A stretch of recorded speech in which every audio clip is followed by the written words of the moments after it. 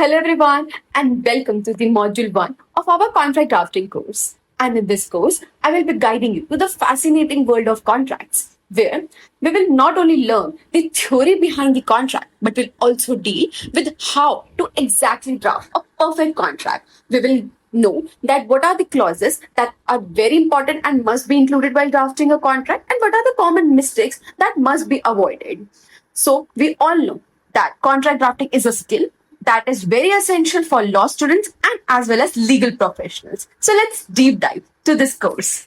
So in module 1, we will be learning about that what exactly are contracts. We will learn that how a contract is formed. We will learn what is offer, acceptance, promise, consideration, agreement, and contracts. We will discuss that what exactly is the difference between agreement and contracts. Then we will study the essentials regarding the formation of a contract that are mentioned under Section 10 of the Indian Contract Act, which states regarding free consent, capacity of parties, lawful consideration, lawful object. And after studying all these building blocks of a contract, then we will move towards that what is contract drafting, what are the objectives of a contract drafting, and what are the types of contract that we commonly encounter.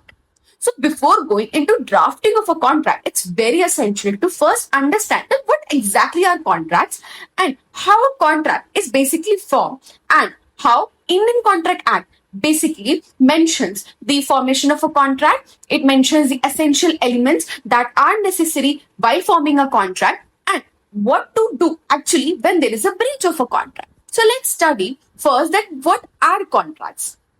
Before going into the legal definition, let me ask one question to you all. That have you ever signed up to a website or have you ever ordered food online? If yes, then you already have encountered contracts in your daily life. But what is the legal definition of the contract? Let's look into. A contract is an agreement between two or more persons creating an obligation upon them to fulfill or not to fulfill some duties laid down specifically in an agreement. So what we understand by looking into this definition of a contract, that it is an agreement between two or more persons that creates an obligation upon both the parties. Now these obligations can be of two types. First, to do something, and second, not to do something. Let me give you an example. For example, let me give you an example that you and a company enter into a contract regarding the delivery of a goods. You have paid an X amount of money to the company, and the company is now obliged to deliver the goods at your home. Now, here, what is an obligation upon company? The obligation is to do something, that is to deliver the goods. Now, not to do something. Another example is for say that you and the company entered into an agreement, and that agreement mention a clause which states that you will not disclose a confidential information of the company. Now, in this case, there is an obligation upon you not to do something, and what's that? That you don't have to disclose certain information, certain confidential information of the company. So basically, this agreement, this contract creates the obligation upon both the parties, and it can be of a positive type or a negative type. Now, there is another feature of a contract that it creates a legal relationship between the both the parties, and there is a legal relationship of both the rights and duties on the parties. And if there is a breach in these obligations, then you can directly go to court and the law will protect you. This basically means that the contracts are legally enforceable in the court of law. Now, in our country, Indian Contract Act 1872 basically codifies the way we enter into a contract, that how we form a contract, what are the essentials of a contract, and what are the effects of a breach of a contract. Now you have already understand a basic basic concept regarding the contract. Now we will move to the formation of a contract. We know the definition of a contract now, but how exactly a contract is formed, we will now study in the next slide. Formation of a contract. So these are basically the steps that needs to be fulfilled for the formation of a contract. Offer, acceptance, promise, consideration, agreement, and enforceability. Now, what exactly are these steps? So, when a person gives an offer to another person and that another person then accepts it, it becomes promise. And when a consideration is added to that promise, it becomes agreement. and an agreement is legally enforceable, it becomes a contract. It's a lot, right? Let me draw a flow chart for you so that it becomes easy to understand. So let's draw the same thing that I already said, and then we will basically be dealing with all these steps individually, and I will be explaining all these steps with an example. So now let me draw a flow chart for you for an easy understanding. See, offer or proposal.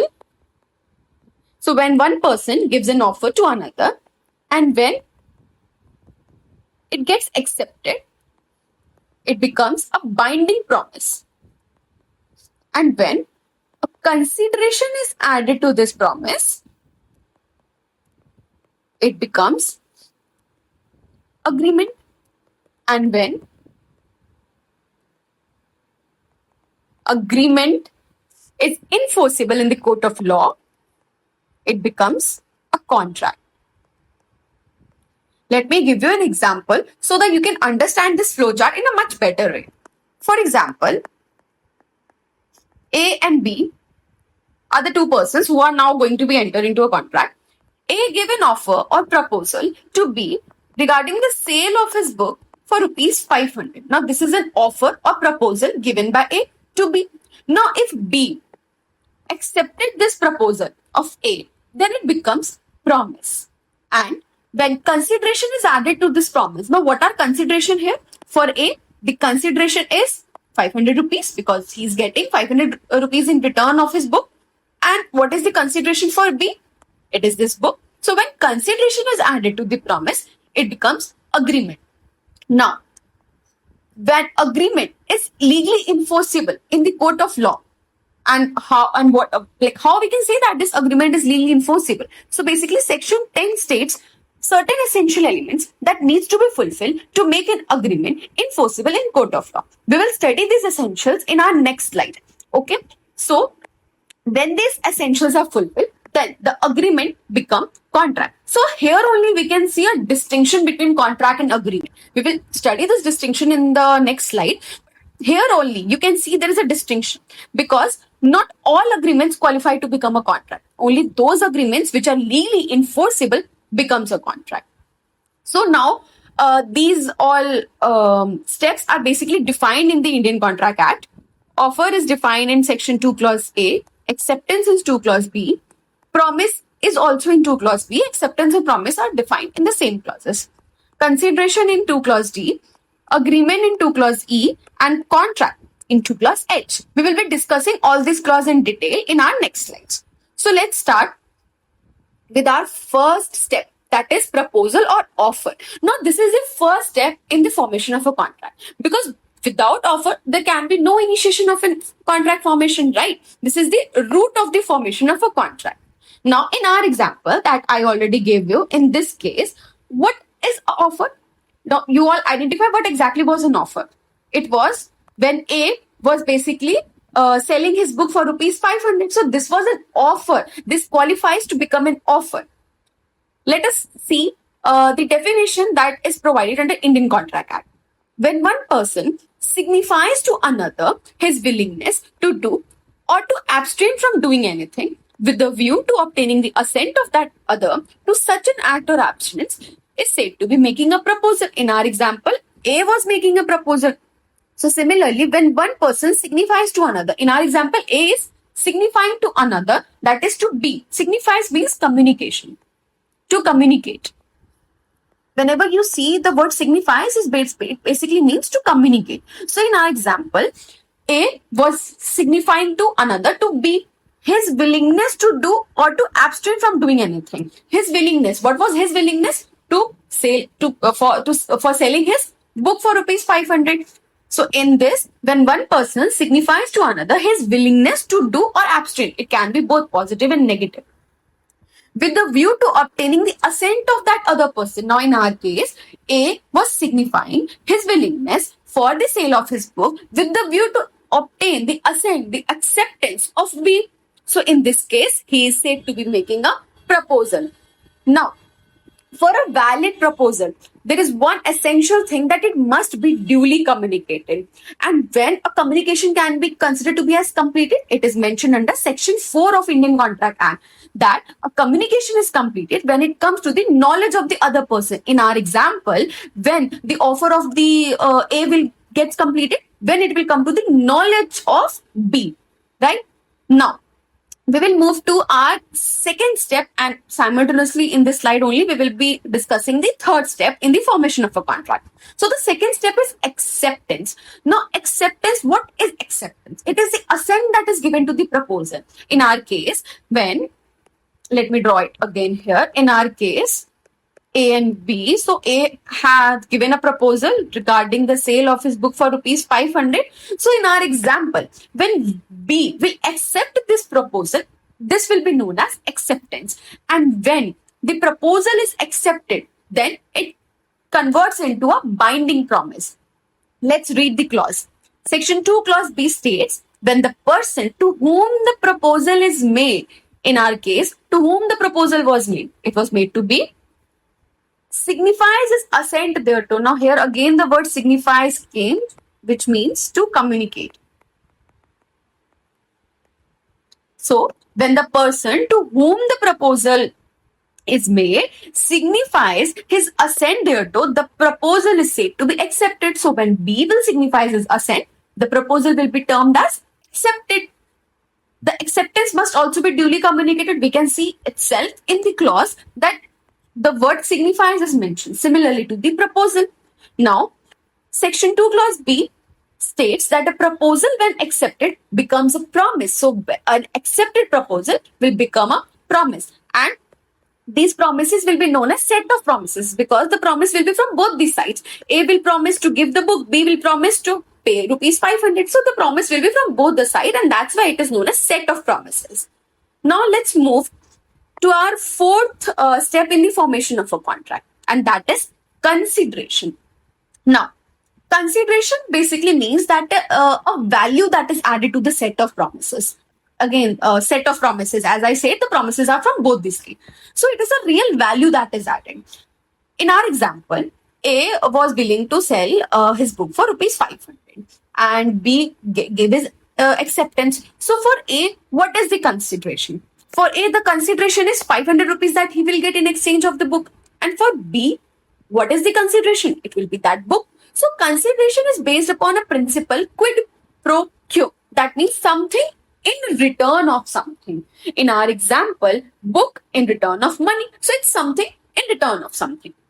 Right? And without consideration, there cannot be any agreement. As per Section 25, if there is no consideration, the agreement will be known as void agreement.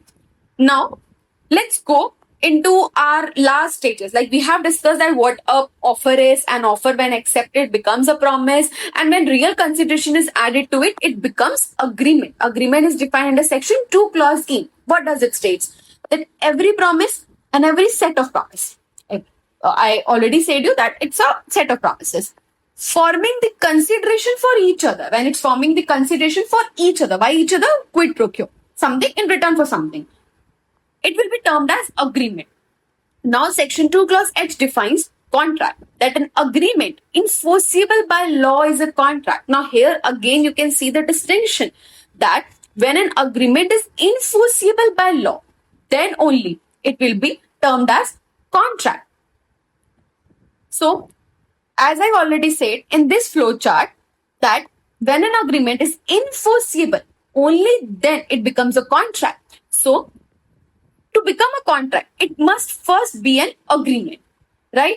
So, here I have discussed all these steps, and I hope now you can understand that how exactly a contract is formed and what is the proposal, what is acceptance, and how agreement and contracts are different. What is a consideration? What is quid pro quo? I now hope that you understand all of this. And now we will begin to a very important statement that you must have heard in your law school, or you must hear this every now and then. That is, every contract is an agreement, but every agreement is not in contract.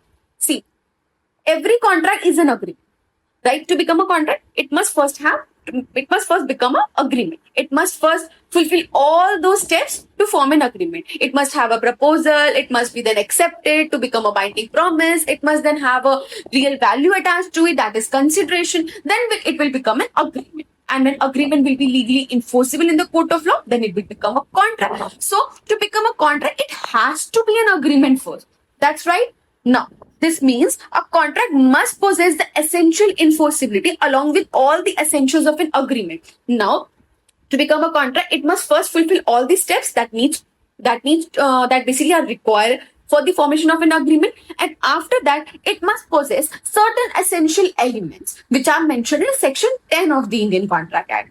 Now, every agreement is not regarded as legally binding. As I already said that every agreement doesn't becomes contract, only those becomes contract who are legally binding, fulfilling the elements of section 10 of the Indian Contract Act. Now, section 10 of the Indian Contract Act basically mentions certain essentials that need to be fulfilled. And when these are fulfilled, then that agreement converts into contract.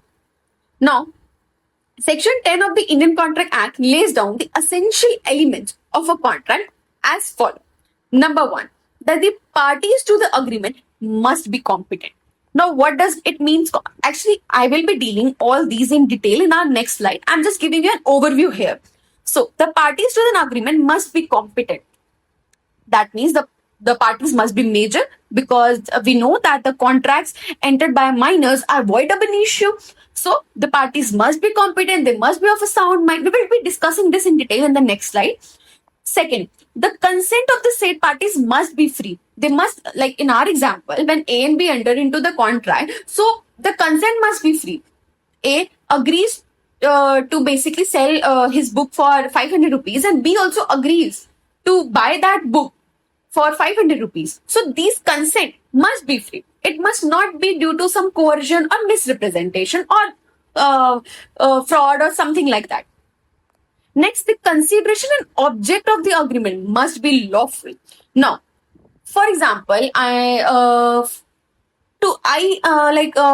both entered into a contract, right? And I said you that I will give you 5 lakh rupees. You go and kill XYZ person. Now, in this case, the object of the agreement is unlawful, and therefore it will not fulfill the section 10 essentials. Second, if I give another example regarding the unlawful consideration, that if you and me enter into a contract and I say that you basically do something for me and I will in return give you this much grams of drugs. Now, this is an unlawful consideration. So this does not follows the section 10 essentials, and therefore such agreements will not be enforceable in the court of law. For example, as I said that in our case, if I'm telling you to murder XYZ, and if you did that, but I'm not paying you the money for your crime, now you cannot go in the court of law and you can ask the court to basically enforce this contract, because this contract is basically an illegal contract. It does not follow section 10 essentials. Now, the agreement must not be expressly declared as void. Now, Indian Contract Act mentions certain agreements which are basically void per se, and that are mentioned in Indian Contract Act. And those agreements do not follow the section 10 essentials, and therefore will not become a contract. Now, I hope you got that why every contract is an agreement, but every agreement is not a contract. We will be discussing these now in detail in our next slides.